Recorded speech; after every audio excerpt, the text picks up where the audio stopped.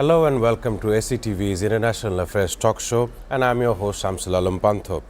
Before we look at all the breaking news of today, let me introduce you my panelists. On my left, we have Mr. Jawad Sharif, who's going to be joining us as commentator and who is also a news broadcaster. Alongside, we have retired Brig General Shafat Ahmed, NDC PSC, and is a former senior officer of the Bangladesh Army and is also a respected academic. Of course, like always, we'll have Ambassador Norman Floyd Barnes, who is a peace mediator and shall be joining us from Washington, D.C. Let me open our discussion today with the man of the hour, Donald Trump, President of the United States. He was seen in the NATO summit, in which he had met world leaders, and in specific, he had met Volodymyr Zelensky of Ukraine. I'll give you as the news. Trump says U.S. will meet Iran next week as he maintains strikes destroyed nuclear sites. He also said that it was necessary that some kind of a talk should be initiated between the U.S. and Iran. My first question to Mr. Jawad Sharif, you know that the 12-day war has finally ended, a ceasefire had been negotiated, and definitely Qatar played a big role here. What is your take? How do you see this event unfolding? What's going to be in the future? Well, thank you for your question, Mr. Pantho. The way I see it right now is Trump is playing a very pivotal role, and also after Iran announced before bombing the bases in Qatar, in U.S. bases in Qatar, they kind of gave a heads up to U.S. that we're going to do it, even though knowing that their mission is probably not going to go very successful because U.S. completely obliterated the missiles before it landed to the bases in Qatar. So that being said, Trump has also said that Iran can go ahead and sell the oil to China as well after closing the Strait of Hormuz. So at the same time, Trump is being very optimistic that in NATO, he's proposed that a 5% increase in the GDP on military spending. Everyone accepted, except I think it's Spain that vetted on that, right? So yes. Trump is actually trying to negotiate and trying to bring Israel and Iran in the peace table. At the same time, he's trying to make sure that the NATO countries who's aligned with the United States as well comes into terms and taking a safe measure for future safety and security of their sovereignty of their respective country from any kinds of nuclear weapons and nuclear aggression. Thank you once again. Of course, there was this commitment in the NATO countries that the bloc agreed to boost spending up to 5% of their GDP, but Spain, Belgium, Slovakia said they will struggle to meet this target. Of course, this target would be up to 2035 in a collaborative quantum leap in collective security. My question to Brig General Shafat Ahmed, you're a very retired veteran of warfields and zones. How do you see this almost 10-year boost of military spending in the NATO bloc? Of course, we have on the backdrop of Russia-Ukraine's 3.5-year war now. How do you feel? Thank you, Mr. Pantho. Nice to be back in SATV. You see, Trump, during his first tenure also, he had raised the issue that NATO countries should increase their defense expenditure. There is a problem in Europe, as you can see if you go through the economic condition of the NATO countries. Most of the European countries are not doing economically that well because to meet their social security requirement, they have to spend a lot of money. Now, that means when they have to spend on the increased defense expenditure, they have to cut somewhere. And probably the cut will come on the social services. So that is one big factor that will play in the future elections in the European countries. But then even for America, because USA has been sharing the big portion of the NATO expenditure, Trump basically wants that, he wants to reduce that load for NATO. So this is going to, I don't know, because this is a 10-year program. So how it goes, you to see it, because already Spain, Belgium, Luxembourg, they have already said that they may not be able to meet the 5% target. So in that case, probably there will be other countries also who might come up later on and say we cannot meet the 5% requirement. Because after all, you have to understand one thing, that with the passage of time, slowly and gradually, the European countries are trying to pull out from this the competition that was there, NATO Warsaw Pact competition that was there. They want to come out of that, because they have seen first two world wars, they have seen the Balkan war, like Yes. and they do not want to get involved any further. Ukraine war is also costing them a lot, because they are unlike our country, where probably government can run through anything, but in their countries they have to pacify, they have to convince the population, they have to get the thing through the parliament, which becomes at times very, very difficult. Most definitely. Now I will look at Donald Trump. Actually, there was an intel leak in specific regarding the nuclear site of Fordo, in which that said that massive scale of damage has not been reached. I will now connect with Ambassador Norman Floyd Barnes from Washington, D.C. Actually, if you look at the thing, Zelensky is fighting a brave battle. That's the comment Donald Trump had said at the NATO summit. And aside from this, during the press conference, Donald Trump had a strict feeling towards the CNN's reporter, in which Donald Trump said that CNN is a publisher of fake news. Of course, this is far too early to say. My question to Norman Floyd Barnes: how do you see Donald Trump's NATO summit conference? Good morning to everybody from the Washington, D.C. And my comments regarding that is that President Trump and the administration is very pleased on the outcome of the budget, the 5% increase. Like mentioned by my colleagues, that would take some of the pressure off of the United States in terms of spending money. We can spend money more on our budget here.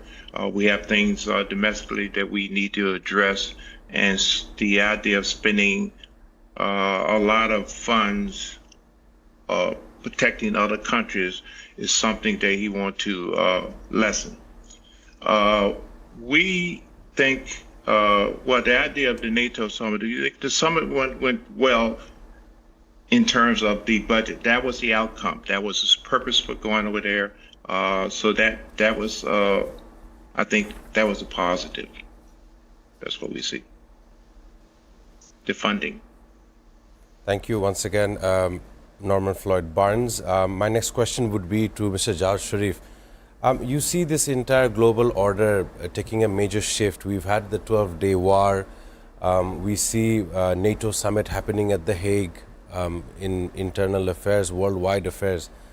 Donald Trump seems to be the person who is now a peace broker throughout various international wars. Definitely, he mentioned once again the India-Pakistan war yesterday in the press conference.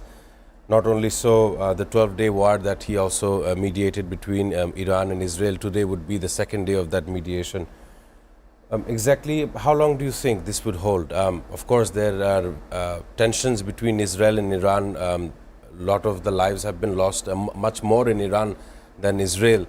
What do you think about it? You know, it's interesting you mentioned that. It's just, I was going through a recent comment by the Iran Supreme Leader, Ayatollah Khamenei. He said something very interesting. He made a comment about Donald Trump, that he's like a dog. If you're scared of him, then he's going to come after you. But if you protest and if you stand your ground, he's going to just back off. That being said, I think Trump himself as a president always like to take a very aggressive role when it comes about mediating peace between war occurrence countries, especially Ukraine and Russia. Time to time, what we have witnessed is one time he made comments about Russian President Vladimir Putin. That he was crazy. Exactly, he's crazy. Other time he praised his leadership for what he's doing and kind of put the blame on Zelensky. We saw what happens when Zelensky came to White House, how he was flooded with questions and aggressions that was coming from President Donald Trump and Vice President as well. And also that he has to come onto the negotiating peace table in order for this war to be completely stopped. And then eventually, the next summit, we saw that Zelensky kind of come into terms. So the way Trump sees it, now he's pushing NATO countries, and I agree with my fellow guest as well, because of the dire economic situation between some of the countries in Europe. It is actually not possible for them to pass it in the parliament to increase the 5% GDP on spending on the military efficiency, because of they have to meet their first basic goals of meeting the people's requirements and the basic needs before actually think about the military assessments. But Trump, being in this situation right now, focused on Israel, Iran, and Ukraine-Russia war, and also emphasized on India-Pakistan war as well. So all these been going on, the way he's saying it, he would like to bring all the parties well connected with each other, come to the treaty. But then again, his agenda, I think, is to put all of them in the table, but come into the terms that actually beneficial for U.S. policy. Because the way he would want things to happen, he would like to execute it one way or another. Because we've seen with the Iraq war as well, of the natural resources, U.S. always try to pinpoint the blame, because they would like to get the benefits in the oil and the fuel, infrastructures of that particular countries. Now you have to take a look at how Iran is going to stand, because they have closed the Strait of Hormuz, and it's actually 20% of the crude oil of the world actually passes through that strait. So them closing it and trying to sell the oil in for the China. Donald Trump has mentioned that they can go ahead and do it. Then he's said that if they come and bomb us again, we'll bomb them back again. So they have to come to the peace table. So it's kind of confusing in his statement. But his agendas, I think it's always been very clear that you listen to us, you talk within our terms, then we are with you. If you don't do it, then we're going to go ahead and do the damage that you pretty much deserve. Most definitely. Right. You mentioned in your comments that Iran may now sell their oil to China. This comes in as Iran's defense minister is in China for a 2-day state visit. Right. Defense minister Aziz Nasirzadeh arrived in China for a 2-day visit, according to the IRIB, is a state Iranian news channel. And they held individual meetings in China's Qingdao city with his counterparts from Belarus, Iran, Pakistan, Kyrgyzstan, and Russia. Of course, this comes just after the ceasefire. My question again to Brig General Shafat Ahmed. Iran is now expediting its friendly neighboring countries. We have Russia in that matter. We have China for that matter. And of course, West Asia's Kazakhstan, Kyrgyzstan, Pakistan, and its entire neighbors. Iran is now looking for cooperation between such few countries in order to strengthen and reclaim back what they've lost in such the 12-day war. What is your comment? Thank you very much for the question. Very interesting. If you look at Iran's history, especially from 1979 onward, Yes. It was Western who influenced or who brought Khomeini in, because they were getting worried about Shah of Iran. Because Shah was trying to slowly and gradually flex his muscle. He was trying to build his armed forces.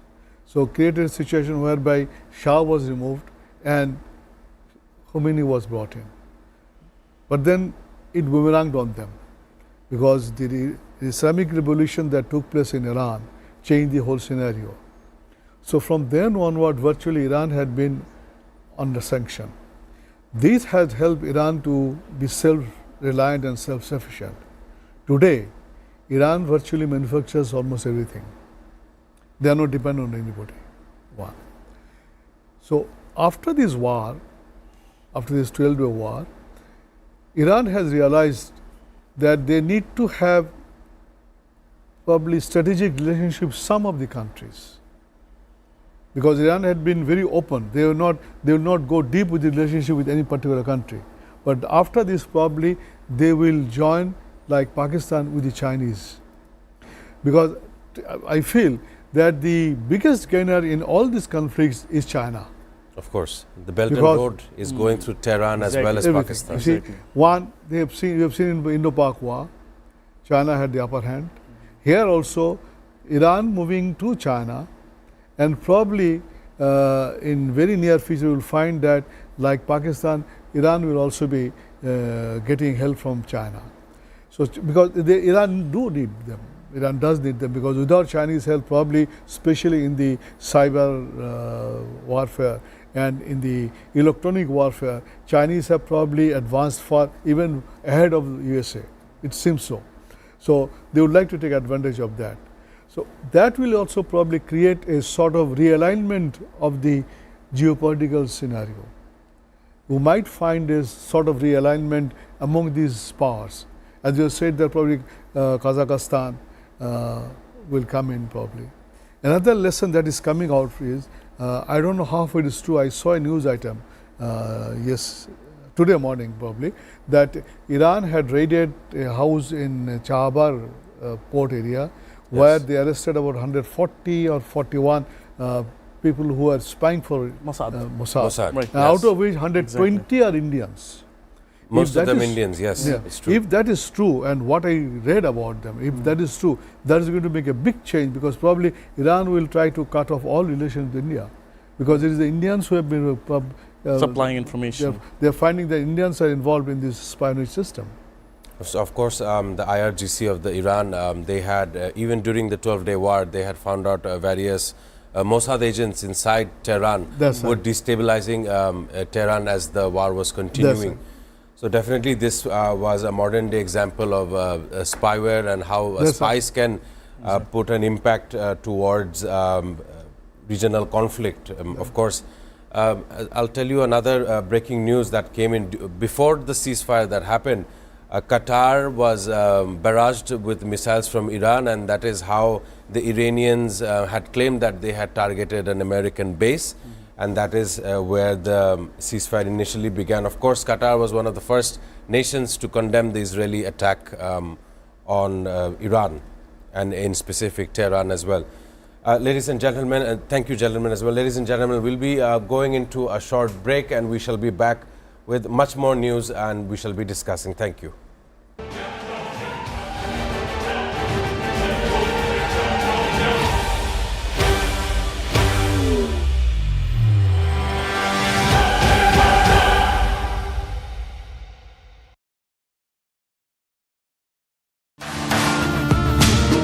গুলি ছোড়ার মধ্যে direct অর্ডারে যদি কেউ দোষী সাব্যস্ত হন, সেই ব্যক্তি হতে পারে তারেক সিদ্দিকী। আমরা তো সবাই তাকিয়ে আছি শেখ হাসিনার দিকেই। নো, এই যে রং কনসেপ্ট, যে কারণে আপনারা এখনো পর্যন্ত বারবার মুখ থুবড়ে পড়তেছেন। তারেক সিদ্দিকী সে হচ্ছে যতগুলো মার্ডার হয়েছে, যতগুলো গুম হয়েছে, যতগুলো অন্যায় হয়েছে, যেটা দিয়ে পুরো জাতিকে ভয় দেখানো গেছে, সেই ভয়ঙ্কর লোকটাকে আপনারা এখনো পর্যন্ত বিচারের কাঠগড়ায় আনতে পারেন নাই। যতক্ষণ পর্যন্ত আনতে পারবেন না, আপনি স্বাধীন না।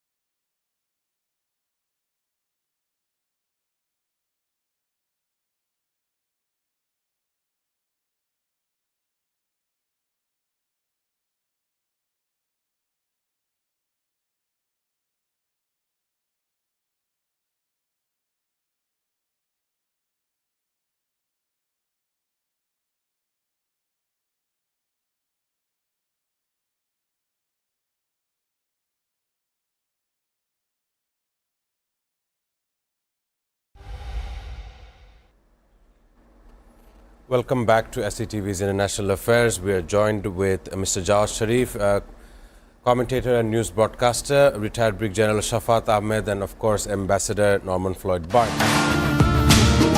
গুলি ছোড়ার মধ্যে ডাইরেক্ট অর্ডারে যদি কেউ দোষী সাব্যস্ত হন সেই ব্যক্তি হতে পারে তারেক সিদ্দিকী। আমরা তো সবাই তাকিয়ে আছি শেখ হাসিনার দিকেই। নো, এই যে রং কনসেপ্ট, যে কারণে আপনারা এখনো পর্যন্ত বারবার মুখ থুবড়ে পড়তেছেন তারেক সিদ্দিকী। সে হচ্ছে যতগুলো মার্ডার হয়েছে, যতগুলো গুম হয়েছে, যতগুলো অন্যায় হয়েছে, যেটা দিয়ে পুরো জাতিকে ভয় দেখানো গেছে, সেই ভয়ঙ্কর লোকটাকে আপনারা এখনো পর্যন্ত বিচারের কাঠগড়ায় আনতে পারেন নাই। যতক্ষণ পর্যন্ত আনতে পারবেন না, আপনি স্বাধীন না।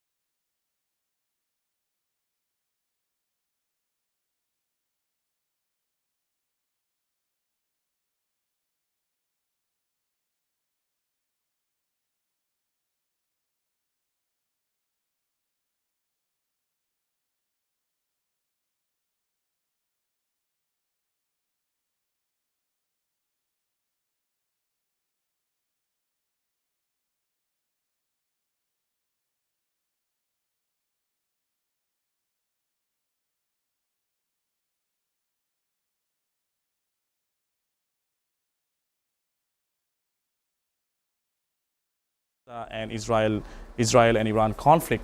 That being said, it's always been Israeli media that's portraying that no harm's been done to the peoples and the local peoples and the populations that's been taking place in Gaza for years and years.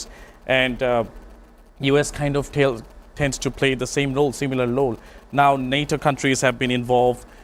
Spain has actually launched a campaign against Israel, against their genocides, and actually did took legal actions in international courts. We have seen that last time we were talking about it, Mr. Panto, if you don't remember. Yes, I remember. Yeah, so now Qatar, after this heinous reply from Iran, they've portrayed that this is very heinous. You know, they have started to fly missiles to the U.S. base in Qatar.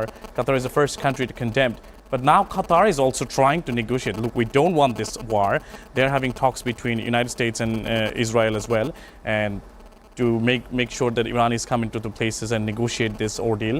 But we will see how it plays out, because Israel has always been very aggressive towards keeping their territory safe and also for demeaning these rights of the Palestinian people. So unless all these militaristic countries, not only Qatar, it has to be from Saudi Arabia as well, because Saudi Arabia's staunch allies is also United States. President Donald Trump has been very close with the Crown Prince of Saudi Arabia, MBS as well. So if they can put all of them in the same table and actually do a negotiation, I can see the peace in the vicinity. Thank you once again. Let me add on as a complement question. I'll ask this to Brigadier General Shafat Ahmed. Even during the 12-day war, according to a media report in Al Jazeera, we've seen that much of the population were inside underground bunkers. And even in such underground bunkers, there was a report of prejudice towards people of color. So once again, even while being bombarded with missiles from Iran, there is a racial existence between them, discrimination between them, and this was quite huge to say, and most of the Palestinians were not allowed inside these underground bunkers as well. How do you feel? This is quite drastic. Thank you very much for the question. Even I've heard that the Indians were not allowed. There are a lot of Indians working now inside. You see, you have to look into one thing. Basically, when 1948, when the Jews were brought in here, there were Jews already in this area, because after all, Middle East is an area, is an area especially the area around Jerusalem. This area where all the three major religious people have been staying there. Now Jews have been living there. You will find the difference between the Jews who were living there and the Jews who migrated to Israel. And among these migrated people, there are two categories I find. One, those who came in the initial stages, and others who are coming these days later on. Now, those who came earlier on, they are more or less, they have got absorbed with the original Jews living there. And I've read reports that the relationship between the Arabs and the original Jews are not that bad. But it is those who are in this settler zone who have come later on, mostly from the Eastern Europe and other areas. It is these people who are the people who goes for discrimination. And probably now, I do not know, but probably they are becoming majority in Israel. So, and another thing is this, because the underground shelters cannot cater for 100% population. Of course. So that is also a problem. Israelis have never faced such catastrophe in the past. This is the first time they have come under attack. This was the first time they realized that there are people in the world who can come and hit you also if you are hitting others. Of course. Now I would want to go to Ambassador Norman Floyd Barnes. We were talking yesterday about the mayoral election in New York City. Actually, I'll give you some of the notice here. Zoran Mamdani is the first Muslim South Asian origin candidate for the New York history. His campaign focused on freezing rent and providing free public buses, of course endorsed by Bernie Sanders and Alexandria Ocasio-Cortez. Mr. Norman Floyd Barnes, how do you see this new event taking place in New York? Of course, this is definitely historic. What's your view on this matter? Yes, good morning, everybody. The stunning events, stunning events in New York City has created a geopolitical earthquake in the United States, as I'm going to say. The aftershock is that people are now saying, well, who is this guy, Mamdani? Where did he come from? Well, he's right there in the city. In February, he had a rating of 1%. 1%. No one knew him. Today, he's a rock star. The Democratic Party is now in turmoil because now we have this new guy coming in. He's charismatic. People like him, and he's talking about what the people want to hear. The people have issues with their social infrastructure, the basic needs, the stuff they want, put food on the table, getting to work, have enough money to take care and buy some clothes for someone. And these are the basic things. And the issue of housing. New York City, is one of the most expensive places in the world to live. There's always issues about housing, cost of housing, the cost of living, the stress of it. He has taken the campaign now to the point of saying, hey, people, I see you, I feel you, I'm part of you, let's change, make things better. The political part on that, we have now the incumbent Adams, he'll be running against the Republican Party, and now there's a shift. Like I said yesterday, the youth, the young people. We now have this young socialists talking about things that people are concerned about. This type of energy, is a lot of energy right now, is a sweeping thing that is drawing attention across the whole United States. The possibility of having the first Indian descent mayor of the largest city in the United States is a story, a fantastic story. Everybody, regardless if you like them or not, is looking, hey, something's going on good. The people has spoken up about it. They're taking involved. They're talking about making New York City as the showplace of the world. We can do it here. We can do it anywhere. The song is out there. So right now, We seem to be having a technical difficulty with the connection in Washington, D.C. However, we were talking about Zoran Mamdani and with Norman Floyd Barnes. Let me question Mr. Jalshuri. We were very eager to for me to bring up this news today. Of course, there's a huge immigrant population in America, specifically in New York. And much of that includes doctors, social servicemen, firefighters as well. Even some Bengalis is also working in the New York Police Department, NYPD as well. And Mr. Zoran Mamdani seems to be someone who voices his concern in the same lines with these immigrants. What do you think? Would he be beneficial towards New York City? First of all, what a turnout. It is completely one of the most unpredictable thing. Even the Democrats, Andrew Cuomo was a very powerful, he's not only rich, his counterpart, Mr. Mamdani's counterpart, Andrew Cuomo has been always the front runner for this position. But he, his descendants from Indian and Ugandan, first Indian, Ugandan descendants to actually come up. He came into this country when he was only, I think, 7 or 10 years old through immigrant parents. So even the AP polls and the survey that was done before this election put Andrew Cuomo ahead of Mr. Mamdani. But what a turnout. It's always comes without saying, when the actual scenarios of the election plays out, you get to know who actually going to come in the top. But he's only 33 years old. He has a world full of time ahead. He's a staunch supporter of the Palestinian rights as well. Exactly. And one of the journalists, interesting, I have to point out, he was asked, what's going to happen if Benjamin Netanyahu ever lands in the streets of New York? He said he's going to be arrested because we are, as New York, people in New York, we're aligned with the international war policy.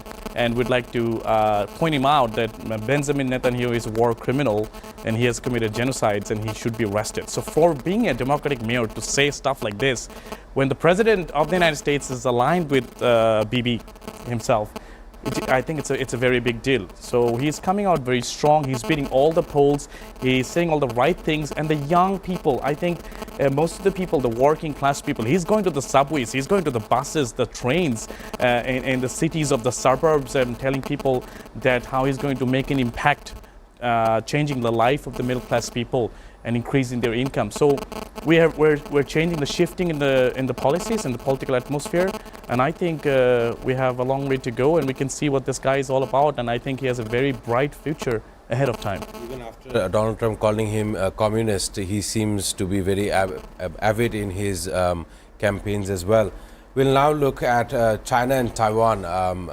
We'll come to General Shafat Ahmed. China and Taiwan trade sharp words in deepening historical dispute. Tensions between China and Taiwan include several rounds of Chinese war games have raised the possibility that Beijing may one day make good on threats to take Taiwan by force, which could ignite a regional war.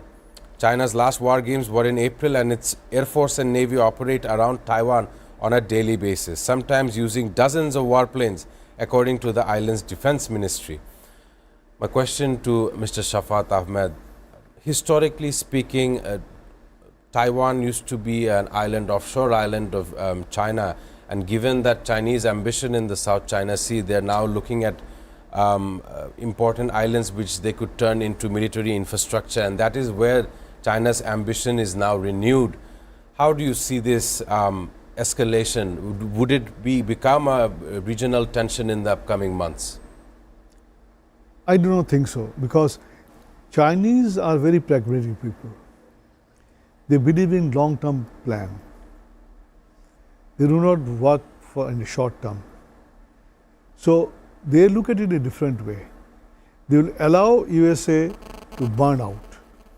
Right. A stage will come probably in 30, 40 years time or 50 years time when USA will slowly, gradually die down. And Taiwan will have to come surrender to China, because there will be no protection for Taiwan. In addition to that, China is getting whatever they are needed from Taiwan, because Taiwan is one of the largest trading partner of mainland China. Okay. So why should they bother? Because Chinese people are, you see, business minded. They look at it in a different way than us. If they find that the business is going well, they will sacrifice other things.